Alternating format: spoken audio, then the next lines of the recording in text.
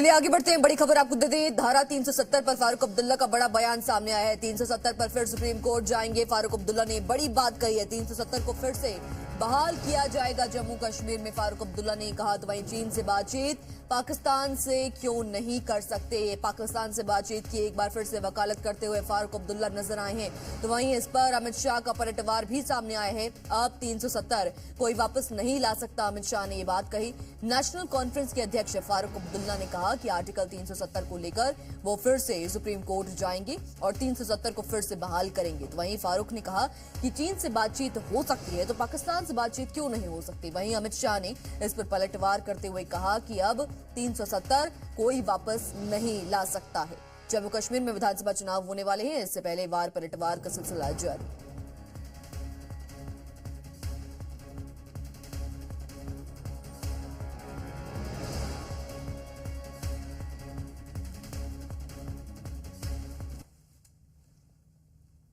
को बताऊं, जिससे 370 को निकाला है उसी सुप्रीम कोर्ट ने 2 जजमेंट्स दी हैं जो कहा ये परमानेंट है। इसी सुप्रीम कोर्ट ने नहीं किया। हम फिर से सुप्रीम कोर्ट जाएंगे और कानूनन इसको वापस लाएंगे। फारूक अब्दुल्ला कहते हैं हम धारा 370 वापस लाएंगे। अरे अब्दुल्ला साहब, 3 पीढ़ियां चली गई और 3 ला दो। अब धारा 370 कोई वापिस नहीं ला सकता। रैना ने कहा यहां हमने बंकर बनाए। अच्छा ही किया भाई, बना दिए बंकर, कभी कभार काम आएंगे। मगर मैं कहकर जाता हूं, बंकर की जरूरत नहीं पड़ेगी। किसी की ताकत नहीं है गोली चलाने की। और अगर गलती से भी वहां से गोली आई तो गोली का जवाब गोले से दिया जाएगा, गोले से दिया जाएगा। भाइयों बहनों, ये कहते हैं पाकिस्तान के साथ वार्ता करो। फारूक साहब, राहुल बाबा, हम पाकिस्तान से वार्ता नहीं करेंगे। हम जब तक आतंकवाद समाप्त नहीं होता है पाकिस्तान से वार्ता करने के पक्ष में नहीं है।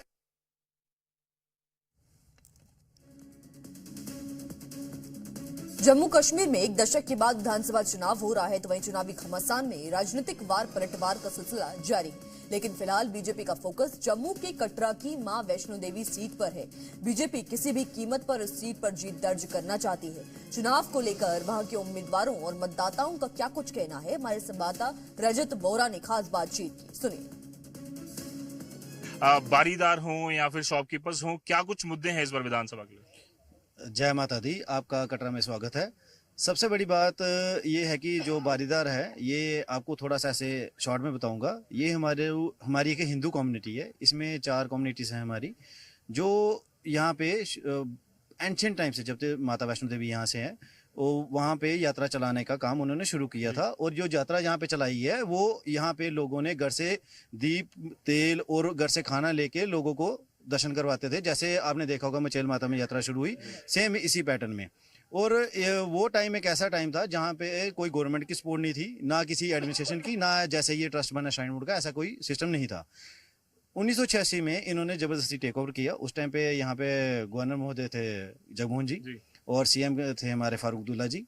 तो जब ये टेक ओवर हुआ, उस टाइम पे जो यहाँ पे जो पुजारी थे उनको आधी रात को निकाला, 30 अगस्त की रात को। तब से लेके अभी तक हमारे जो बारीदार हैं वो सिर्फ दरबदर हो रहे हैं। जिस तरह से अयोध्या की सीट लोकसभा में भारतीय जनता पार्टी ने गंवाई, वैसा यहाँ पर हो सकता है, क्योंकि 2014 में 2008 में यहाँ पर भारतीय जनता पार्टी जीती है।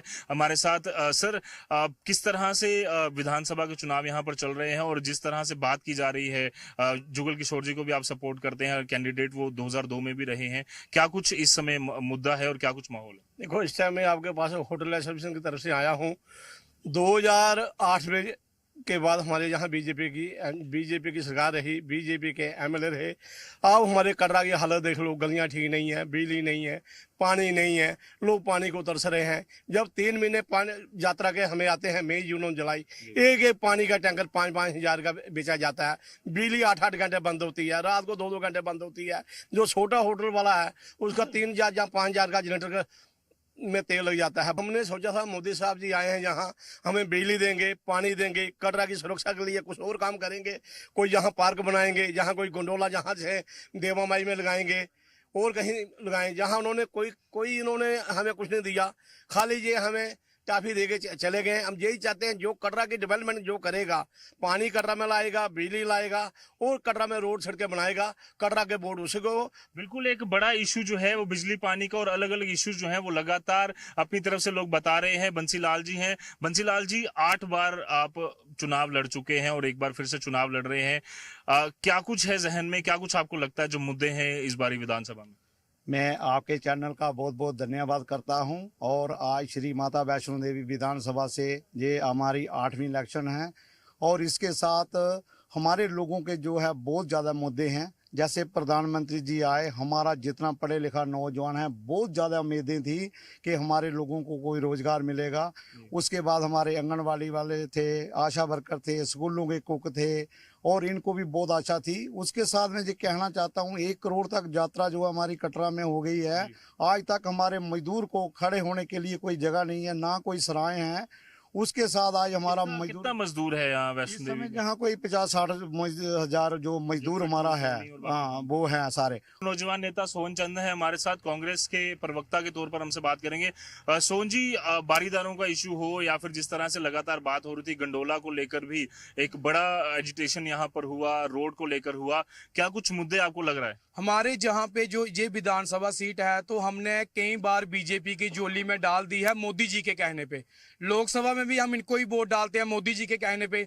लोग विधानसभा अब हम बस हो गई है हमारी, क्योंकि जहाँ पे जो सबसे बड़ा मुद्दा है वो है गंडोले का। गंडोला जो लगने जा रहा है, माता वैष्णो देवी ने ये तीर्थ स्थान अपने पांव से चलकर खुद बनाया था, जिसमें 4-5 तीर्थ स्थान आते हैं। लेकिन गंडोला जो है वो 15-20 मिनट में भवन में पहुंचा के और लोगों को नीचे लाके घर में भेजेगा, जिससे ये इफेक्ट पड़ रहा है दुकानदारों पे, घोड़े पिट्ठू वालों पे। 7.5 और 8 लाख के करीब लोग जहां पे रोजी ढूंढते हैं, रोजी रोटी कमाते हैं, चाहे वो घोड़ा वाले की शक्ल में हो, चाहे वो दुकानदार, होटल, रेडी वाले, फड़ी वाले, जो लोग हैं वो जहां करते हैं। लेकिन गंडोला लगने से हर बंदे को अपनी रोजी रोटी पे खतरा दिख रहा है। यूथ होने के नाते क्या आपके मुद्दे हैं इस बार? पहला तो मुद्दा हमारा ये है, यहाँ पे जो अनएम्प्लॉयमेंट है वो उनको खत्म किया जाए। अभी देखा जाए, अब 10 साल से यहाँ पे कोई एम्प्लॉयमेंट नहीं है। जो अपना स्टूडेंट है एजुकेशन के बाद यहाँ पे कुछ कर नहीं पा रहा। उसके बाद जो गंडोला का मुद्दा है, इससे जो है ये कटरा जो है बेसिकली यात्रा स्थान है। इस पे कितने परिवार यहाँ पे कनेक्टेड हैं, डिपेंडेंट हैं, जिनका रोजगार वगैरह सब यहाँ से है। अगर गंडोला लग जाएगा, लोग बाहर से आएंगे, बाहर से ही वापिस चले जाएंगे।